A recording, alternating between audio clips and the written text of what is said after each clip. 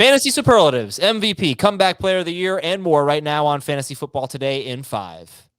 Welcome to the show, everybody. I am Adam Azer here. It's Sunday night. This is your Monday morning edition of FFT in 5, joined by Jamey Eisenberg. We're going to give you an MVP, going to give you a Rookie of the Year, comeback player of the year, and the biggest bust of 2021. First, though, big news in this Cowboys-Bucks game on Thursday night. Zach Martin is on the COVID IR list, so he is not going to play in this game. The reserve COVID list.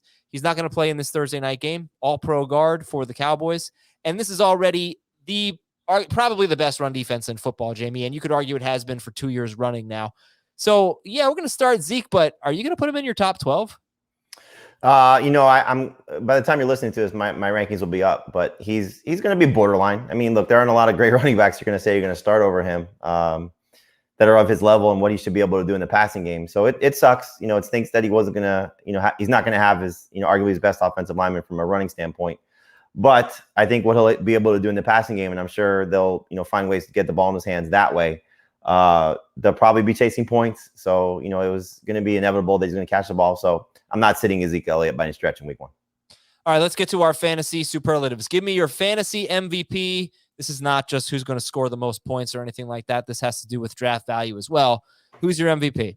Yeah, I'm going to take a guy that I've been backing all offseason, except for maybe like a quick 30 seconds when the first preseason game happened. But Myles Gaskin, I think has a chance to, really be a big winner for fantasy managers. For a guy that you're taking as early as round 4, but most likely in the round 5, round 6 range. I said it, several times this offseason. If you take his 16-game pace last year, he would have been 800 rushing and 600 receiving yards.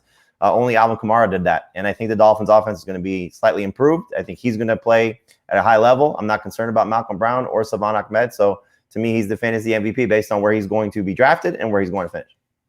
All right, give me your Rookie of the Year. Let's go Rookie of the Year. And we're taking Najee Harris out of the equation. It's a little bit too easy. And this gives us this range of really fun players all being drafted, within a few rounds of each other. Kyle Pitts, Javonte Williams, Devontae Smith, Jalen Waddle, Jamar Chase, and, a lot of first-round NFL draft picks in that mix as well. Who's your MVP? I'll give you somebody different because I said Kyle Pitts on the full-length show. So I'll say Justin Fields. If he does become the starter early in the season, as we all expect, you saw in the preseason what he'll do as a runner, which is obviously makes him at a different level from a fantasy quarterback. We did not see him with Allen Robinson and Darnell Mooney, so giving him his full scope of receivers. I think Justin Fields has a chance to be special, and for a guy that you're taking, certainly after round 10, based on ADP, but clearly as a backup fantasy quarterback, I would not be surprised if you're starting him by the middle of the season because he has that type of upside. Fantasy comeback player of the year. This could be injury, mostly injury. I don't know that you can come back from just having a horrible season, but a lot of people said some people said Carson Wentz, so he didn't really have an injury. All right, who's your comeback player of the year?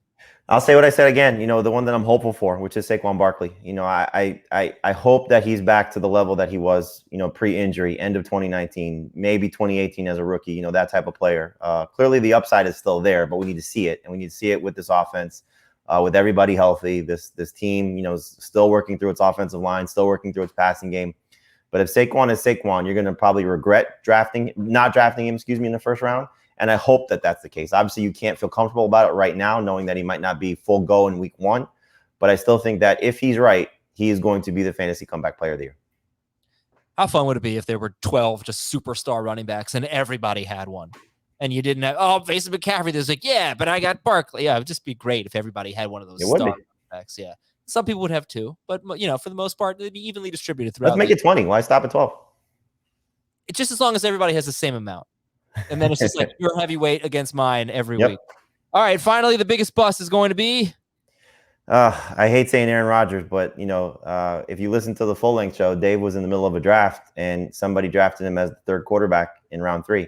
Our ADP has him going in round 4. And I don't necessarily look at that per se, but I look at where he's going in terms of compared to other quarterbacks, and he's in the top 5, and he's going ahead of Russell Wilson and Dak Prescott, and I just can't sign off on that. He's still a top 10 caliber quarterback. He's still going to put up good production. This isn't about him completely stinking, because I don't think that's going to be the case.